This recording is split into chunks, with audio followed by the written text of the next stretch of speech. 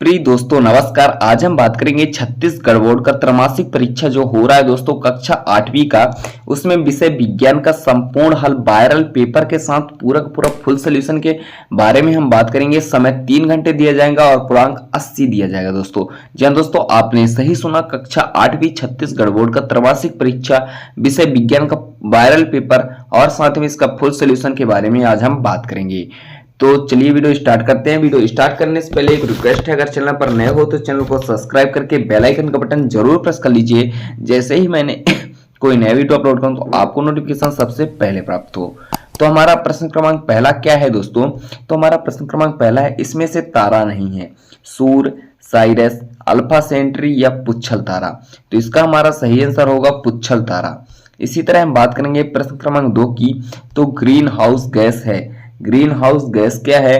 Oxygen है, carbon dioxide है, nitrogen है या सल्फर है? तो इसका सही आंसर हो जाएगा कार्बन डाइऑक्साइड। इसी तरह हमारा प्रश्न क्रमांक 3 है, अम्ल व क्षार की आपसी क्रिया में लवण हुआ पानी से बनना कहलाता है। ऑक्सीकरण अवक्रिया, अपचयन अवक्रिया, उदासीनिक अवक्रिया या अपघटन अवक्रिया। तो इसका सही आंसर हो जाएगा उदासीनी अवक्रिया। इसी तरह प्रश्न क्रमांक 4 है, कृत्रिम रेशम है, नायलॉन है, पॉलिस्टर है, रेयान है, एक्रिल है। तो इसका हमारा सही आंसर हो जाएगा प्रश्न क्रमांक 4 का, तो नायलॉन होगा।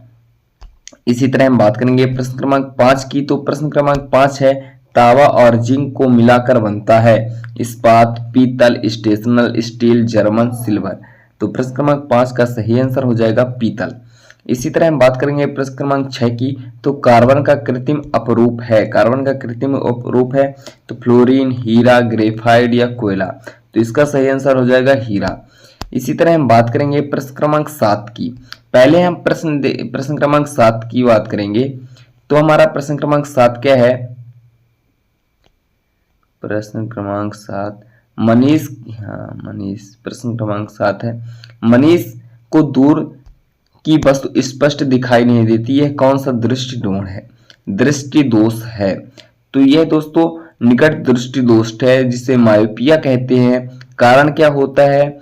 आंख का अपवर्तन शक्ति अधिक या आंख की लंबाई अधिक होने के कारण दूर की धारियां फोकस रेटिना के आगे होती है। विभंजक चश्मा का यूज करो तो सही हो जाएगा। प्रश्न क्रमांक 8 क्या है दोस्तों? हमारा प्रश्न क्रमांक 8 है, कोशिका में राइबोसोम का कार्य क्या होता है? तो उत्तर इसका हो जाएगा प्रोटीन संश्लेषण करना कोशिका में राइबोसोम का कार्य करता है। राइबोसोम mRNA को पढ़कर अमीनो एसिड जुड़वाते हैं और प्रोटीन बनते हैं राइबोसोम के कारण। इसी तरह हमारा प्रश्न क्रमांक 9 है, अविनाशी व अवक्षयी किसे कहते हैं? इसका उत्तर क्या हो जाएगा दोस्तों? ऐसे पदार्थ जो प्राकृतिक रूप से जल्दी नहीं नष्ट होते, सूक्ष्म जीवों द्वारा विघटित नहीं होते, जैसे प्लास्टिक, पॉलीथीन, इसे नॉन बायोडिग्रेडेबल कहते हैं। इन्हीं तरीकों में जमा रिसाइकल करना चाहिए। तो दोस्तों यह रहा प्रश्न क्रमांक हमारे 9 का आंसर। दोस्तों अगर इसका पीडीएफ चाहिए तो लिंक डिस्क्रिप्शन में टेलीग्राम और व्हाट्सएप ग्रुप का, आप जाकर ज्वाइन कर लेंगे, आपको हम पूरे के पूरे पीडीएफ प्रोवाइड करा देंगे बिल्कुल फ्री। दोस्तों प्रश्न क्रमांक 10 की बात करेंगे। तो प्रश्न क्रमांक 10 है, हमारा अम्ल वर्षा क्या है? तो अम्ल वर्षा वह वर्षा है जिसमें SO2 और NOx गैसों के समूह से बने अम्ल सल्फ्यूरिक नाइट्रिक अम्ल के कारण घुले होते हैं।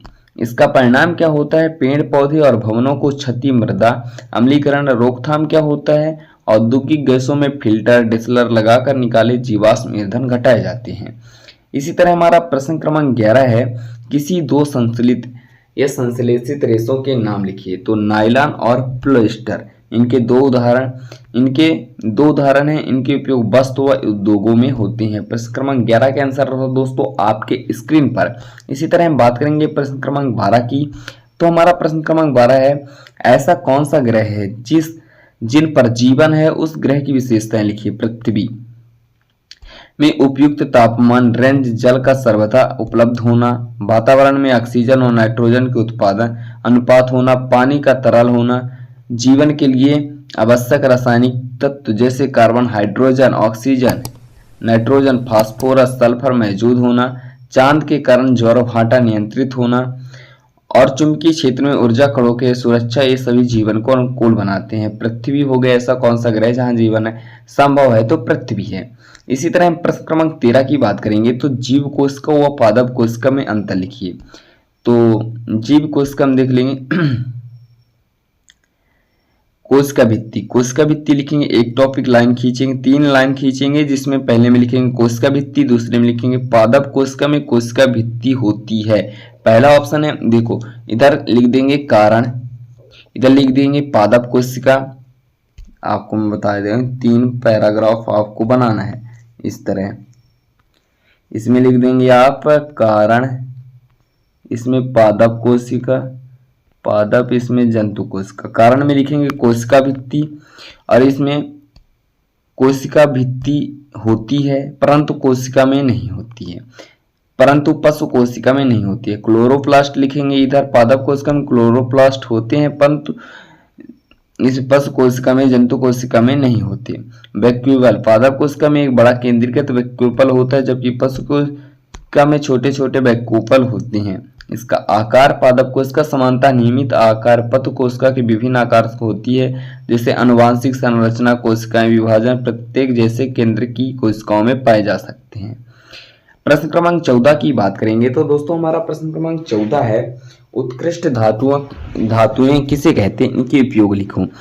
यह उत्कृष्ट धातुएं आमतौर पर कीमती, प्रसिद्ध अथवा प्रमुख धातुएं समझी जा सकती है। उदाहरण के लिए सोना, गोल्ड, सिल्वर, चांदी, प्लेटिनम, इन्हें उत्कृष्ट कीमती धातु कहते हैं। इनका उपयोग होता है गहनों में, मुद्रों में, सिक्कों व स्टोर के बैलों के दंत चिकित्सा, इलेक्ट्रॉनिक घटकों में।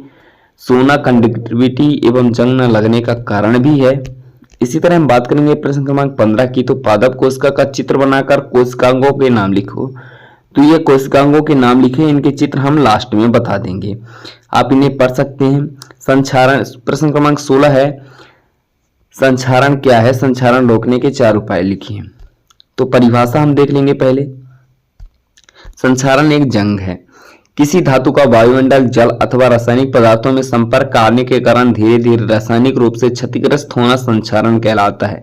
लौह में जंग लगना, एक जंग लगने को ही हम संचारण कहते हैं। रोकथाम के उपयोग, लेप या पेंटिंग द्वारा धातु के सतह पर अथवा प्लास्टिक कोटिंग के वायु जल से दूर रखा जा सकता है।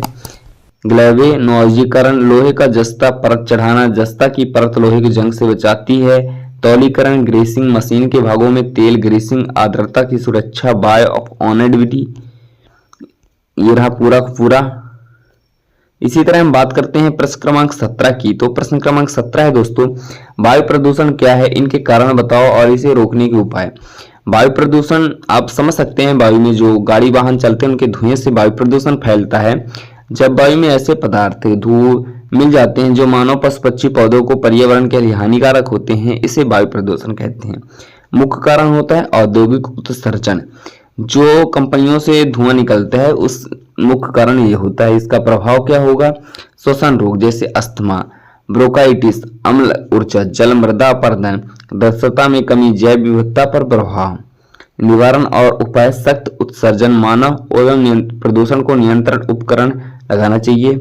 वाहन उत्सर्जन घटाना चाहिए, जैसे पब्लिक ट्रांसपोर्ट बढ़ाना, सीएनजी इलेक्ट्रिक वाहन का अपनाना, ऊर्जा दक्षता नवीनीकरण अपनाना, उष्मा औद्योगिक इकाइयों में फिल्टर सेग्रेवल लगाना। ये रहा इसके अथवा का भी प्रश्न का आंसर दिया गया आपकी स्क्रीन पर, आप देख सकते हैं। आई होप दोस्तों यह वीडियो आपको अच्छा लगा हो तो वीडियो को लाइक करके चैनल को सब्सक्राइब कर लीजिए और बेल आइकन का बटन प्रेस कर लीजिए। इसी तरह के हमारे नए वीडियो आपके चैनल पर प्रोवाइड कराएंगे।